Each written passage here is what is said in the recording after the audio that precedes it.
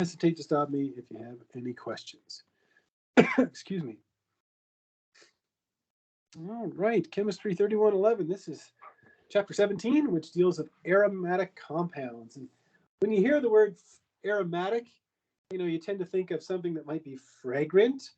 However, the first aromatic compounds were isolated from fragrant oils. However, we know that aromatic now doesn't necessarily mean that the compound is fragrant, because there's many aromatic compounds that are odorless, and there's many of them that are foul smelling. Aromatic just means stable. So when we're talking about aromatic compounds, we're talking about compounds that have an inherent degree of stability, and we're going to talk about where that stability comes from. Now, if you go back to your earliest days in organic chemistry, back in Organic Chemistry 1, we talked about aromatic compounds, and we were usually talking about benzene. Okay, we said, well, benzene is an aromatic compound. We called it an aromatic ring. However, we're going to see that there are all kinds of different aromatic compounds that possess other atoms than carbon in the ring. Some aromatic compounds besides benzene that you might remember from Organic Chemistry 1 would be toluene. So toluene, there's another name for that, and I'm sure if you look it up on Wikipedia, they'll call it methylbenzene. However, methylbenzene is not the common name. Toluene is common, and that's something I expect you to memorize. And I have a little table that shows you the names of some monosubstituted benzenes that I expect you to memorize. And then next we have orthoxylene. And if you're wondering what does ortho mean exactly, well, we're going to get into that in detail in the next few slides as well. So aromatic compounds, sometimes we refer to them as arenes. They're stable compounds. They include benzene and derivatives of benzene. And we're also going to see heterocycles that are aromatic as well. One that you would have seen already, I'll just kind of whet your appetite here, is pyridine. If you remember pyridine from Organic Chemistry 1, pyridine is a benzene ring, but you replace one of the carbons with a nitrogen, and pyridine is an aromatic compound. All right, well, let's move on, and you can see that aromatic rings are a very common feature in drugs. You can see that we have a benzodiazepine. In benzodiazepines, you would know things like Rivotril and Ativan and those kinds, Xanax, those kinds of things, and they all include this moiety here. So they all contain an aromatic ring. This one is Iprexia. You can see Lipitor, which is a CV drug. It's got a bunch of aromatic rings in it, so pretty interesting there. What else? Omeprazole. So this is Prilosec or Losec. You can buy this down at Costco.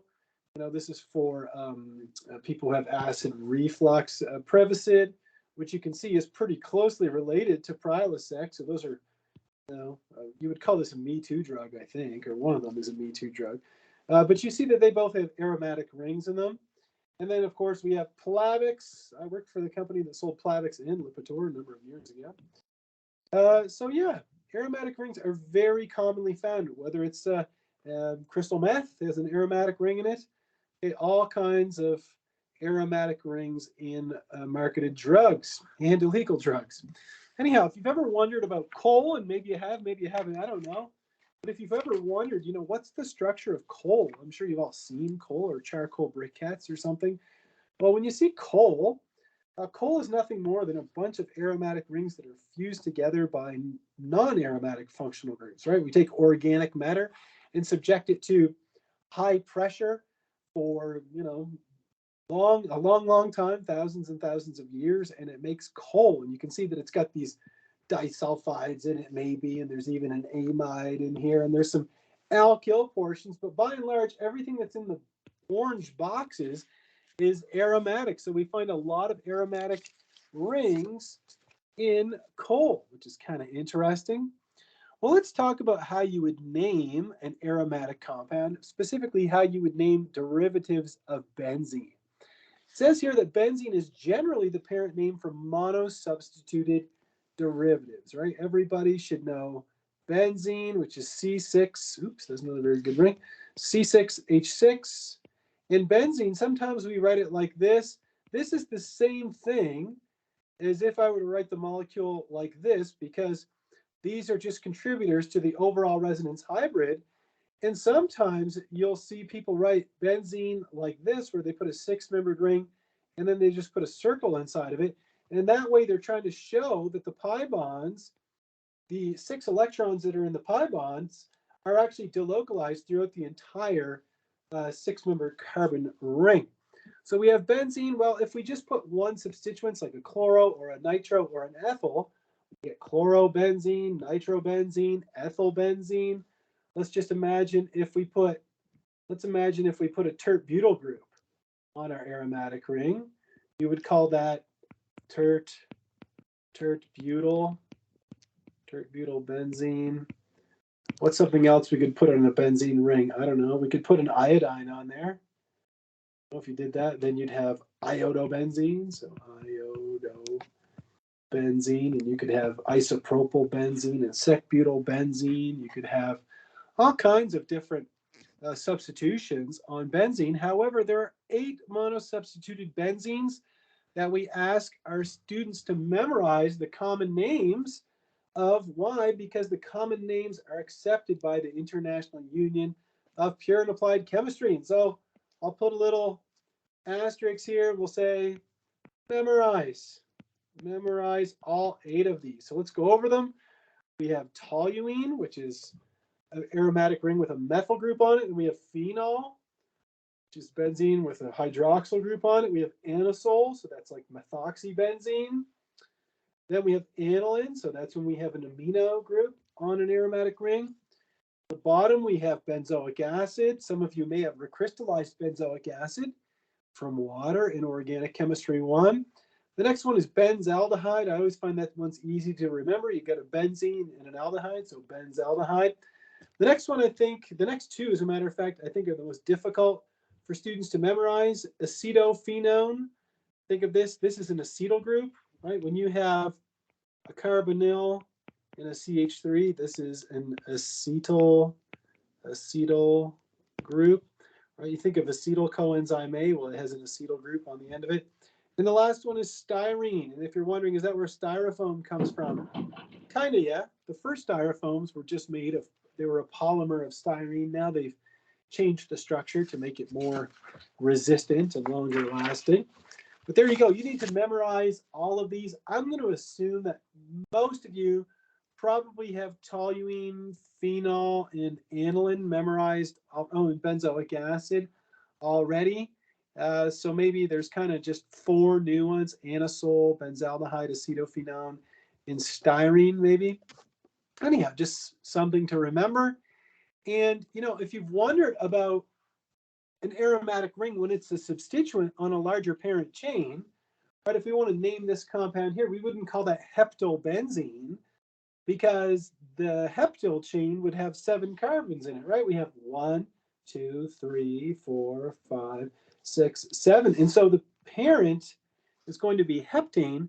And when we have an aromatic ring as a substituent, we call it a phenyl. So don't mix up, you've got this, which is an aromatic ring with a hydroxyl. That's phenol. And then when you have an aromatic ring as a substituent, like a methyl or an ethyl, then you call it a phenyl. So don't mix up phenol and phenyl. Those are just things that, you know, just little idiosyncrasies that students mix up, and everybody mixes them up from time to time. What else? Benzene rings are also represented with a pH for phenyl. And this whole thing about the phi symbol, I think he even dropped this from the 4th edition. But it is common in older textbooks that if they have an aromatic ring, they put the little Greek phi symbol there. I won't be using that at all, so don't expect to see it come off of the tip of my pen. Something I'll just remind you of, if you use the ACS study guide for Organic Chemistry 1, instead of writing phenyl, we'll put here ACS. Instead of writing phenyl like that, they like to use C6H5.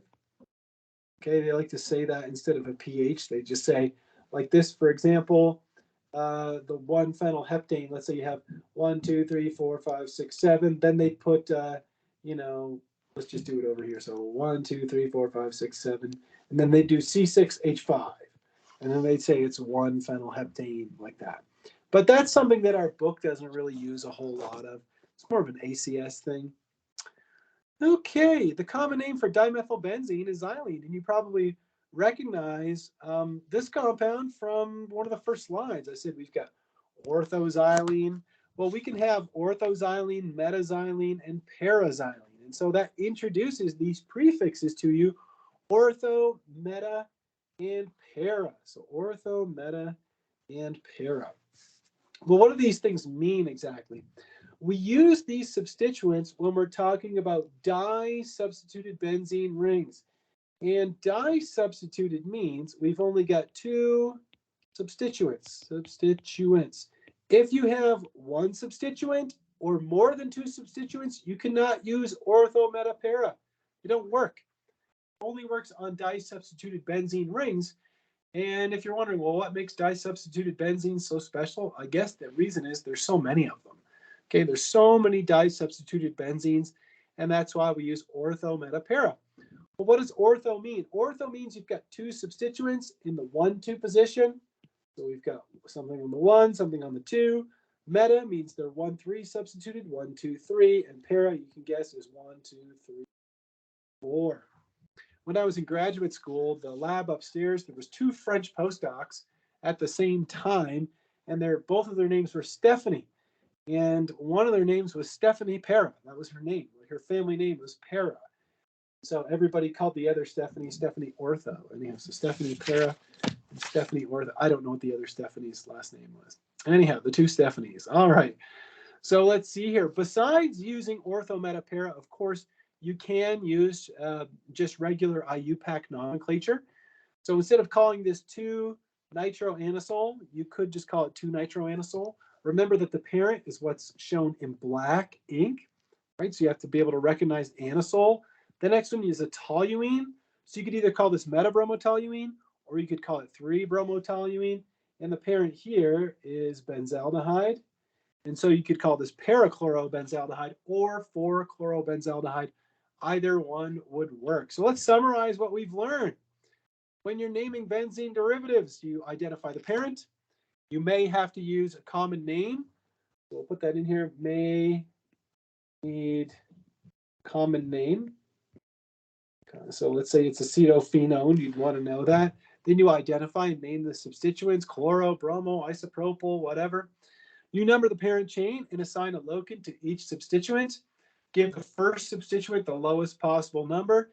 If you're using a common parent like anisole or something, let's just imagine it's anisole. Okay, then whatever substituent has the methoxy group on it, you'd call that number 1. Then you list the substituents before the parent name in alphabetical order. You ignore prefixes except iso, cyclo, and neo when you're putting them all together. And there you go. There's the rules.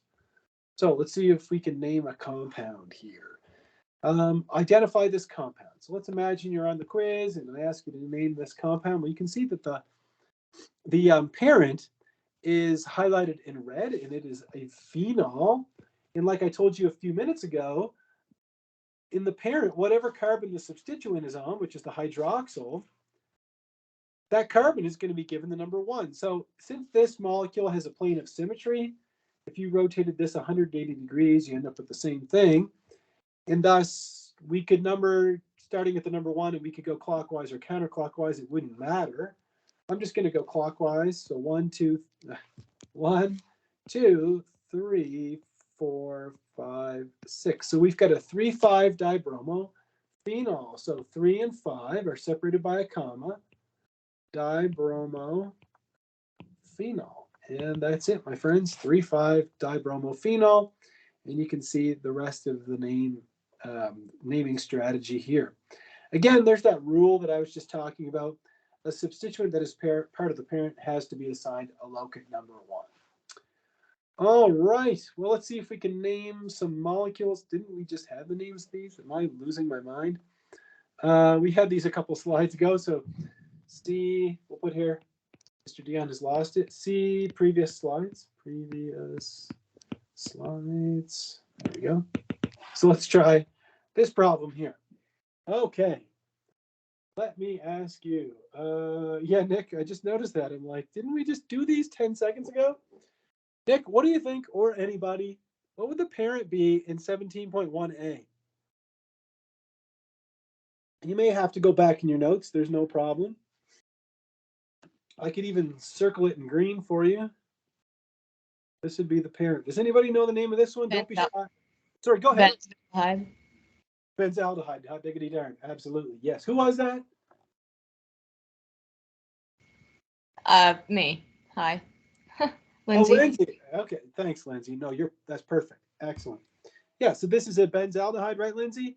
And the strategy we want to take is, since the aldehyde is our substituent, we'll call that number 1. Now, if you went clockwise, 1, 2, 3, 4, 5, then you'd have a 5 isopropyl. Well, what would happen if you went counterclockwise, 1, 2, 3? Then you get a 3 isopropyl. What's better? Well, 3 isopropyl is. And so, as Lindsay was saying, you'd call this 3 isopropyl benzaldehyde. All right, 3 isopropyl benzaldehyde. Sorry, go ahead, Lindsay. I'm sorry, could you use meta? Absolutely.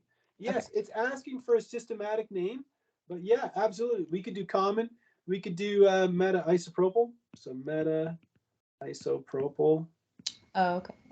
Isopropyl benzyl. We'll do all of those too, since these are all disubstituted. And you know what's even cooler?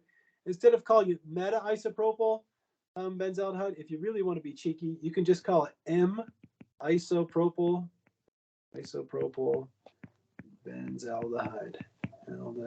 And everybody will know what you're talking about. So a shorthand for meta, get this, you're never going to believe it, is M.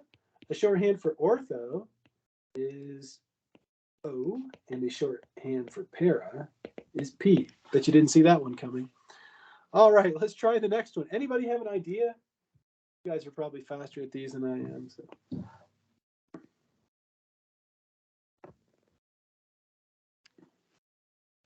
Anybody have any ideas for the next one? Toluene? Yeah, my parent is toluene for sure. Let's scribble that down. So toluene. How would you number that methyl group, Lindsay? What number would you give it? Or anybody? Or sorry, the bromo. Mr. Dion's tired. So if 1 is where the methyl group is, what number would you give to the bromo? Would you 2. give it? Yeah, absolutely. You wouldn't give it 5, right? So, or you wouldn't give it 6. So this would be 1, 2. So this is 2 bromo toluene. Or if you want to call it ortho-bromo-toluene, let's scribble that down. So ortho-bromo-toluene. Or you could call it O. So O, like O magazine, O bromotoluene. And the last one is some kind of phenol, right? The parent in here is a phenol. You can see it right here. And we've got 2 nitro groups in it, on it. So we have carbon number 1, 2, 3, 4, 5, 6. So we've got a 2,4-dinitrophenol. And let's scribble that down. 2,4-dinitrophenol. There you have it, my friends. And you can't use ortho, meta, or para for this one because it's tri-substituted. So let's scribble that down. Cannot use ortho, meta, para because the compound is not di-substituted. That is why we cannot use it there. Okay, you know what? Naming aromatic compounds is usually something that my students do exceedingly well at. I figure if you can name an alkene, you can name an aromatic. If you can name an alcohol, you can name an aromatic. I figure the students are usually pretty good at that. Let's turn it around and see if we can draw a compound using a name. So the first one is 2,6-dibromo 4-chloroanisole. Let's start with the parent, which is anisole, which is methoxybenzene. So let's see here. If we put the methoxy here, we assume that that is carbon number 1, 2, 3, 4, 5, 6. So let's see here. On 2 and 6, we have bromines, So let's scribble those out. Let's put a bromine in here and a bromine in there. And then 4-chloro. So let's see here. At carbon number 4, we're going to put in a chlorine. There we go. Hot dog, we have a wiener. That one's done. The next one is meta-nitrophenol. So we'll start by drawing out phenol, which is our parent. So we'll put the parent, phenol. We'll number the carbons. 1, 2, 3. And we know that meta is the same thing as 1,3 substitution, or so you call it 1,3 is meta. And so we'll put in our nitro group over here. And there we go. 2 beautiful aromatic compounds. Nothing to it. Give me a thumbs up if you follow me on the nomenclature. Aromatic compounds. Yeah, it's kind of fun to name aromatic compounds. Something you can impress your friends with. Watch me name this aromatic compound, you guys. What if I was to give you this one? And I'm sure that you know the answer already, but what if I gave you this parent, that, and then we put a one here, a nitro there, we put another nitro here. How would you name that compound?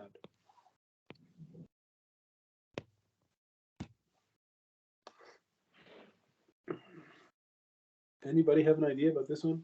I think it's in one of the questions in the book. 2,4,6 trinitrotoluene. Damn right. 2,4,6 trinitro toluene. Toluene. Does anybody know the abbreviation? They named this compound after an AC/DC song. It's called TNT, dynamite. Anyhow, all right. So now you know the structure of TNT. I'm kidding. AC/DC came up with the song after. Okay. All right. So there you go. Now you know the structure of TNT. Don't blow anything up. That's another holiday weekend. Okay. Let's see here. So structure of benzene. What's Professor really Ian, cool? I did have a question. Yeah. Is it about AC/DC or about TNT? No, it's sort of about the naming nomenclature. Yeah. Go for it. Nick, ask me So just to be sure, any of the substituents that form a specific benzene derivative like toluene, you don't count, say, for example, like the 1-methyl. Yes. In that case. Yes. So let me show you that one, Nick. So you'd have 1, 2, 3, 4, 5, 6. Look, if you go back here, the rule you're referring to is this rule right here. Mm-hmm. Okay, so let's take a look at it. It says number the parent chain, blah, blah, blah. But then it says a substituent that's part of a parent, like phenol or acetophenone or benzaldehyde or aniline, that substituent is always given the number 1. So since this is a phenol, the carbon that has that hydroxyl on it is number 1. Does that help? Yeah. I mean, I guess I was kind of asking, like, for example, for toluene, it would be obviously on point 1. You wouldn't then also, when naming the structure, you wouldn't also put, like, 1-methyl. No. Remaining structure. No, that's baked. That is cooked into the name. Okay. So you wouldn't call this 3-isopropyl 1-benzaldehyde. Okay. When you call the compound, that's a good question. When the compound is called benzaldehyde, the compound is called a benzaldehyde. What I have in the green circle is baked in there, and it is assumed that the aldehyde is at carbon number 1. Same thing with the toluene. You wouldn't call that 2-bromo-1-toluene. It's redundant. Because when you talk about toluene, you're talking about what's inside that yellow circle. Gotcha. This carbon is going to be carbon number 1, and the same thing with the phenol, right? Does that make sense? Yep. Perfect. Great question. See, this is why I love teaching organic chemistry too. My students have great questions. So let's move on. And again, never hesitate to ask me a question. Is there anything else, Nick, or anybody? No, that was the only thing I had. All right, cool. All right, well, let's move on and let's talk about Kekulé. Jeepers, where's Auguste Kekulé from? Is he from Denmark or something? I'm going to Google this quickly. Let's see here. Kekulé. Oh, he's German. Okay, I should have figured that out. Anyhow, Auguste Kekulé proposed that a benzene ring is comprised of alternating double and single bonds. And what's really cool about benzene, and Mr. Dion is not a chemistry historian, but what's really neat is they knew the structure of benzene. They didn't know the structure. They knew the formula. They knew that it was C6H6.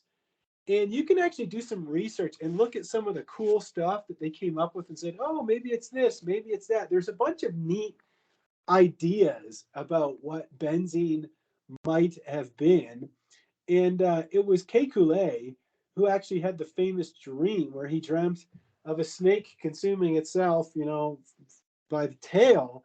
And he said, oh, it must be a ring, with these alternating double and single bonds. And I'm not joking. In Germany or somewhere in Europe, there was a commemorative stamp with this on it, or at least there was a commemorative stamp with Kekulé on it.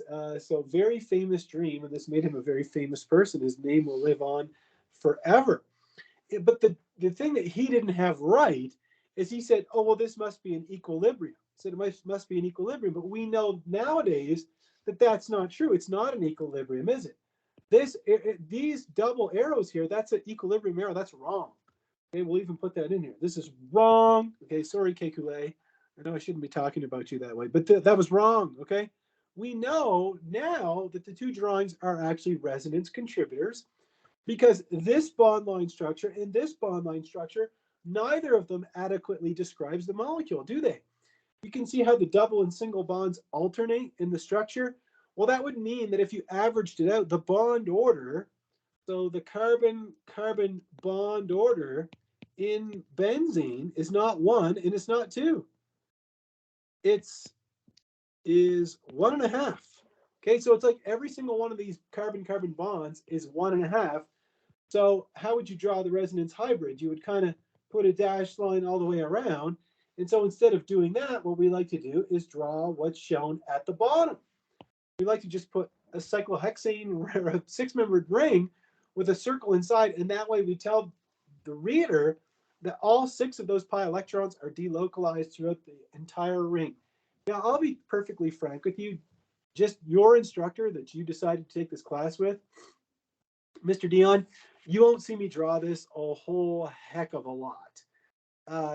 And the reason I don't like drawing that is because it's not very useful in Chemistry 3101. If you're on the internet, if you watch other videos, you might see that from time to time. There's nothing wrong with it. I just don't like it because when we get into chapter 18, you have to draw an aromatic ring in this way so that you can show what's called a sigma complex or a Meisenheimer complex, which is something we're going to look at later on. But we know that this arrow is, do the Drake meme here. This is right. Which, I don't know, that's kind of being silly. We'll call it correct, okay? Because that is a resonance arrow.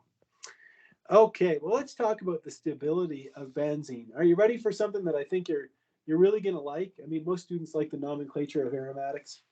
But check this out. If I was to ask any of you about this reaction, I'd say, hey, you guys, let's go back to this is chapter 8 of Organic Chemistry 1. The alkenes chapter, if I said take cyclohexene and treat it with bromine, what would you get? You would end up with anti-addition, and you'd get a 1,2-dibromo cyclohexene. Okay, anti-addition, good enough. And there's nothing really that we need to do there. However, if you try the same reaction on benzene, well, it's got 3 double bonds. You got one here, got one here, one here. However, nothing happens. Zilch, nothing happens at all. Benzene will just solubilize the bromine, and that's it. You get no reaction. Well, that is pretty interesting. Why would that be? Well, let's take a look at the heats of hydrogenation of some double bonds, and let's get up to some aromatic compounds. So check this out. This is a really neat diagram here, neat figure. So let's say you had cyclohexene and you hydrogenated it, okay, to make cyclohexene. Here they are showing the chair. I don't know why. They could have just as easily shown the 6-membered ring like this, whatever. Either way, they mean the same thing. But you see that the amount of heat that's released is 120 kilojoules per mole. Okay. Now, what if you put 2 double bonds in a 6-membered ring and you conjugate them? So this would be 1,3-cyclohexadiene. We saw this a little bit in the Diels-Alder chapter. We even used this as a diene a couple of times. Well, you would expect that you would take this number and multiply it by 2, and it's almost double. But remember that there is some inherent stability from conjugation, double, single, double. Okay, but either way, it's pretty dang close to double. Then you go up to this theoretical compound. So what they haven't read, this isn't And this is just something they're showing you in the book. Imagine this is a theoretical compound and it's called 1,3,5-cyclohexatriene. And you're like, it's benzene. Well, I'm saying, let's imagine there is a compound called 1,3,5-cyclohexatriene. This here, you would expect that if you were to hydrogenate that, it would release about, triple what this does, or, 1.5 times of this. So it would be around 360 kilojoules per mole. However, if you hydrogenate benzene, you can do it. I mean, it takes a lot of pressure, but you can hydrogenate benzene and you only release, whoa, look at this, less than this compound. That's pretty neat. You only release 208 kilojoules per mole, which suggests that benzene is more stable than the theoretical compound that we have here. In fact, its stabilization is about 152 kilojoules per mole. More stable than we expect it would be. Now, why would that be? What would that be? Well, in order for us to understand that, we have to turn our attention to everybody's favorite subject, molecular orbitals. So if you remember, if we have an aromatic compound like benzene, we know that the 6 pi electrons, 1, 2, 3, 4, 5, 6, those are delocalized throughout 6 unhybridized p orbitals. I have one here, I have one here, I have one here, there's one here. I'm trying to draw these the best I can, and I'm not much of an artist, but the idea is that all of these p orbitals are overlapping, aren't they? They're all overlapping, and they form a conduit where the 6 pi electrons are delocalized throughout the entire ring. Well, if we have 6 atomic orbitals, that means that if we look at the molecular orbital diagram of benzene, we should get 6 molecular orbitals. Okay, well, let's take a look at what the molecular orbital diagram of benzene looks like. And it looks kind of like this here. Here are our 6 atomic orbitals. And now we're going to overlap those, and we're going to end up making 6 molecular orbitals. So let's see here. We have 1, 2, 3, 4, 5, 6. And this is just the diagram of the molecular orbitals of benzene. And you should remember, some details. For example, we go from psi 1 to psi 2 to psi 3 to psi 4 to psi 5 to psi 6. At psi 1, we have 0 nodes, and then we go to 1 node, 2 nodes, 3 nodes, 4 nodes, 5 nodes, as we go into higher energy molecular orbitals. But notice where the molecular orbitals fall. When you take those 6 atomic orbitals and you make the molecular orbitals, hopefully you notice that 3 of them become bonding orbitals and 3 of them become antibonding orbitals. Well, if I have 6 pi electrons and I can put 2 electrons in each molecular orbital, all of the electrons end up in bonding molecular orbitals. Every last one of them ends up in a bonding molecular orbital. Now, a little more detail here is that the locations of those nodes in the MOs determines their shapes. And that's based on high-level mathematical calculations. You don't have to worry about that whatsoever. But the delocalization of the 6 pi electrons in the 3 bonding molecular orbitals accounts for the stability of benzene. Again, we have all 6 of the pi electrons, but look where they end up. In psi 1, psi 2, and psi 3. So all of the pi electrons end up in bonding molecular orbitals. Now, I didn't put this in your slides, but if you're making notes or if you're not making notes, I want you to write this down. This is very important. All pi electrons are in bonding MOs, molecular orbitals, and we call this a closed shell electron configuration. And this is what gives benzene its stability. Okay, we'll put here stability. Stability comes from this. When you have a closed shell electron configuration, meaning all of the electrons are in bonding molecular orbitals. All right, we have a closed shell electron configuration, and that is what imparts the stability of benzene. And so from now on, from this moment on, when we're looking at aromatic compounds, what we're going to look for are compounds that have a closed shell electron configuration. If all of the electrons are in bonding molecular orbitals, we're good. If we have electrons in antibonding molecular orbitals, or what are called non-bonding molecular orbitals, there are no non-bonding molecular orbitals for benzene, but I'll get into them in a second, then you do not have aromatic stability. Now let's cover a couple more concepts before we take our first break. I think that we're getting into the good stuff here. I don't want to stop. I mean, this is really interesting.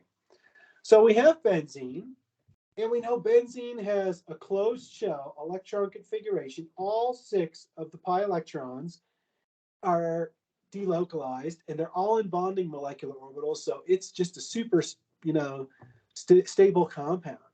However, just because you have a fully conjugated aromatic ring, just because your ring is fully conjugated, I should say, just because it goes double, single, double, single, double, single, that doesn't necessarily mean it's stable.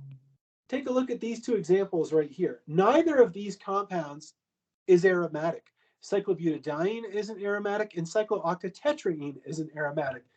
If you're shaking your fist at the sky and going, darn organic chemistry, every time I think I understand something, you have to throw this kind of crap at me.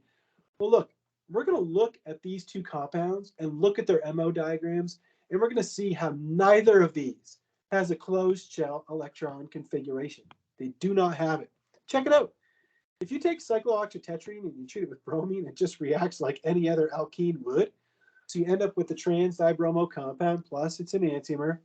And get this, cyclobutadiene is so reactive that it actually does like a Diels-Alder, it does a cycloaddition like this to make this tricyclic product, and then it rearranges to give you cyclooctatetraene. You're like, what? So that just shows you that both of these compounds are reactive. They're not stable. They're not like a stoic. They're not a stone like benzene. They're not unreactive. Well, I told you, the problem with both of these compounds is that neither of them have a closed shell electron configuration. Let's take a look at the orbital overlap diagram. Oops, did I skip a slide here? Oh, yeah. So in order, and this is before we look at the orbital overlap diagram, or sorry, this is before we look at the MO diagram. Sorry, I got too many things in my head. I just want to cover one more concept with you, is that in order for you to be able to look at a compound and say it's aromatic, it's got to meet 2 criteria. Number 1, it's got to be fully conjugated with overlapping p orbitals. Okay, good enough. Yeah, sure.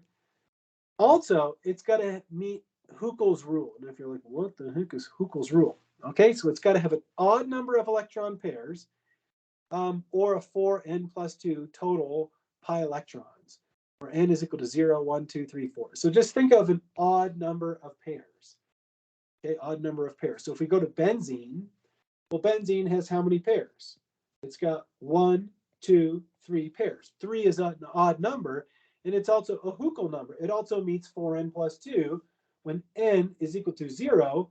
4n plus 2 is, when n is equal to, I think I need to take a break and have some more coffee. When 4n plus 2, 4 times 1 plus 2 is equal to 6. So we have 1, 2, 3, 4, 5, 6 pi electrons. It's a Huckel number.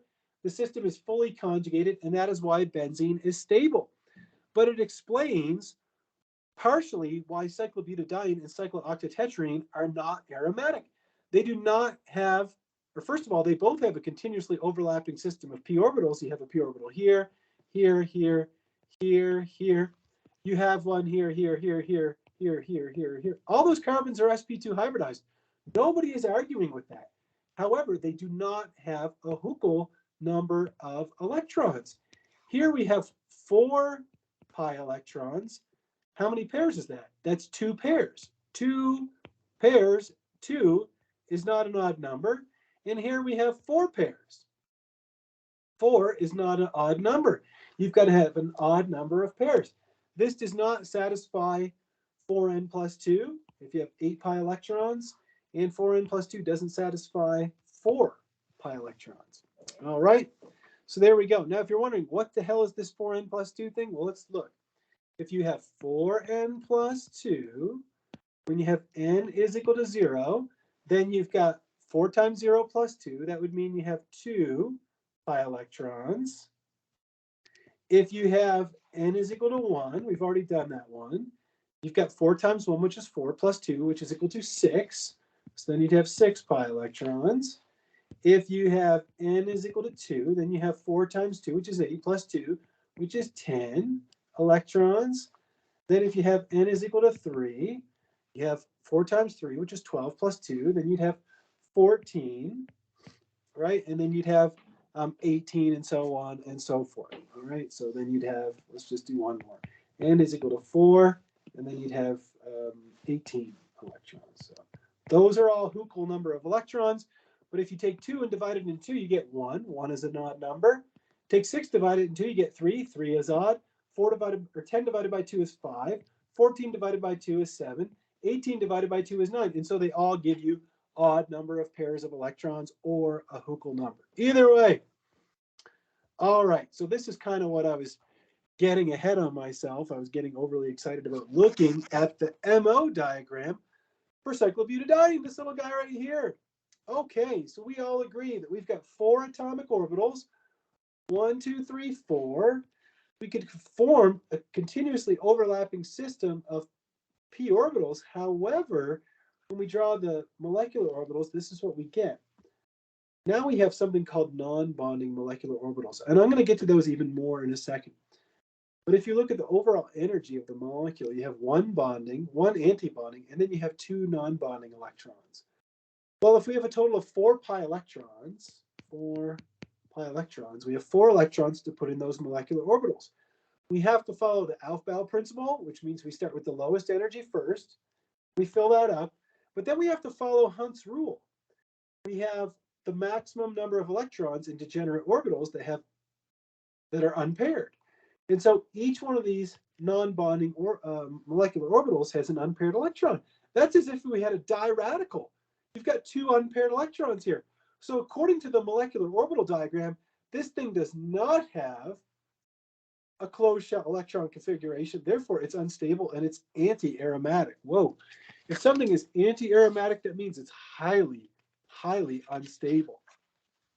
Extremely unstable. Now, if you go into the textbook, and I know you all read it with bated breath before coming here, but compounds will usually do whatever they've got to do to avoid becoming anti-aromatic.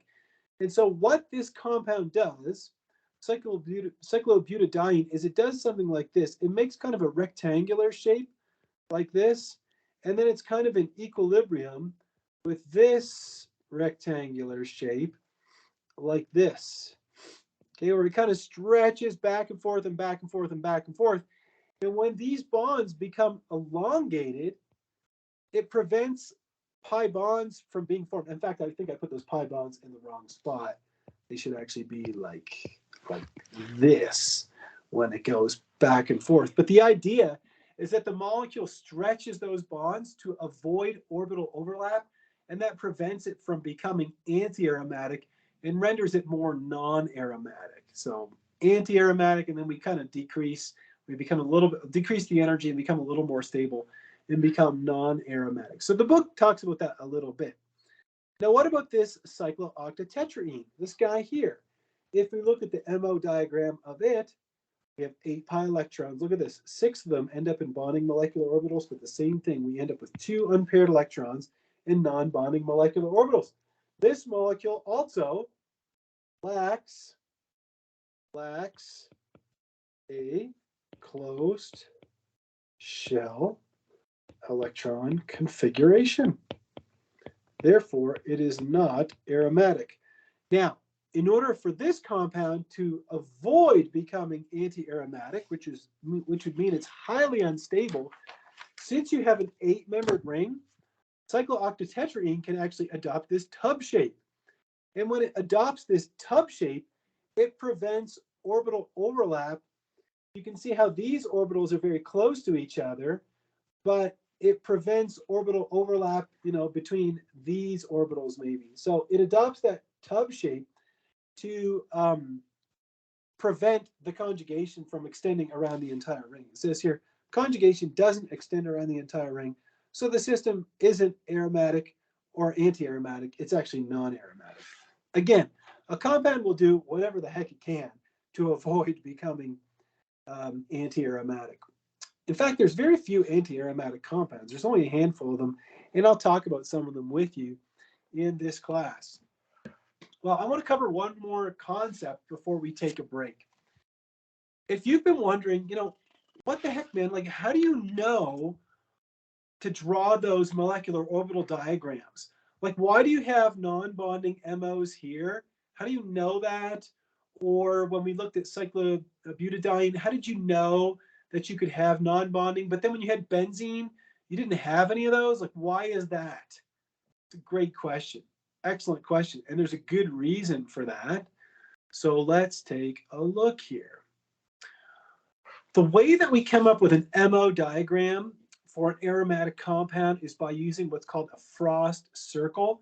And these, I think, were developed by Arthur Frost, who is a chemist. I'm not sure where and I'm not sure when, but it's a long time ago, we'll say, okay, the Frost circle. So before we take our break, let me show you how you make a Frost circle. Step one, draw a circle. Okay, draw the best circle that you have. Now, it says inscribe a polygon, making sure that one of the connecting points is at the bottom of the circle.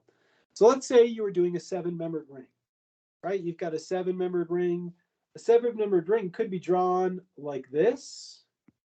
You could draw it like this, but you want to kind of rotate it so that you have one of the vertices landing on the bottom of the circle. So instead it would be kind of like this, and I'm really doing my best, okay? And then you've got your circle like that. So I'm trying to draw what's shown here, okay? And then you make a flat line at each one of the places that the vertices touch the circle, okay? So I'm trying to do step 3. Then you erase the circle. So we're going to erase the circle, and we're going to erase the polygon. And then, oops, my polygon kind of vanished on one side, didn't it?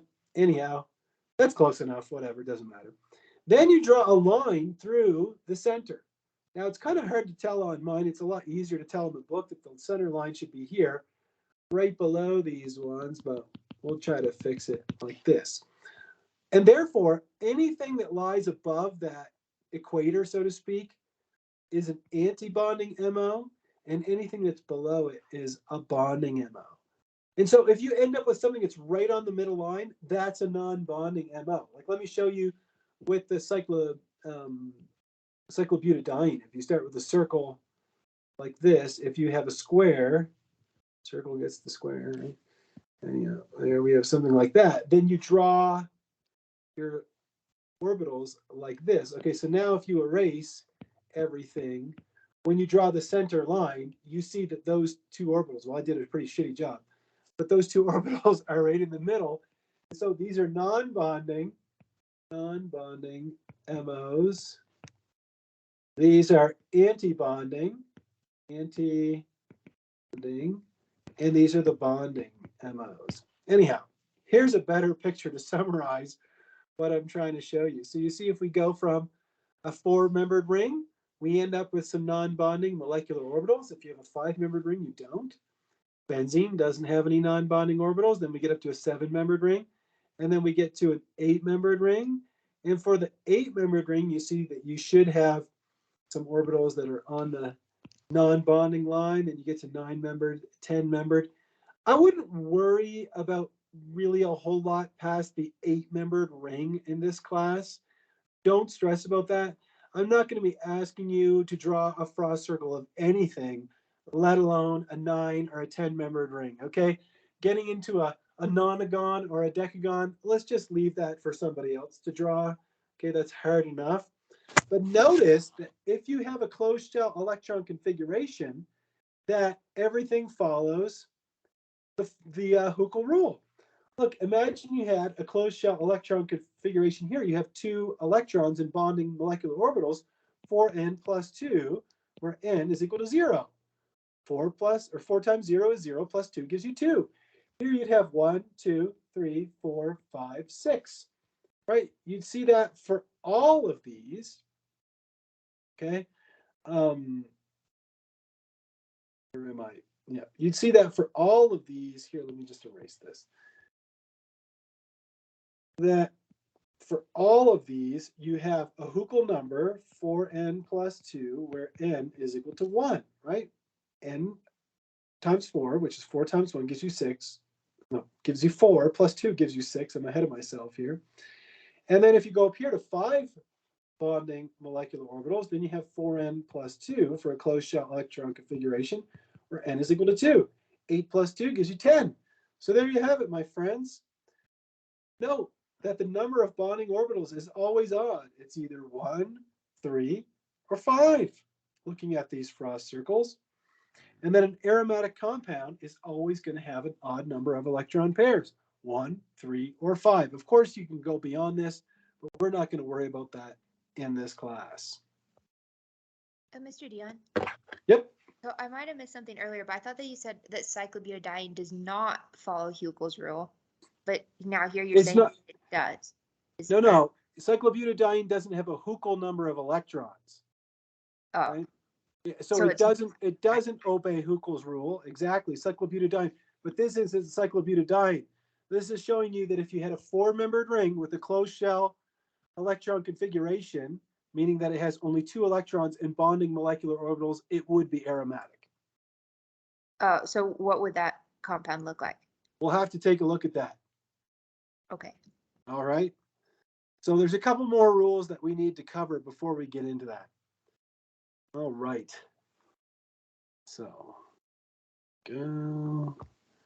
All right.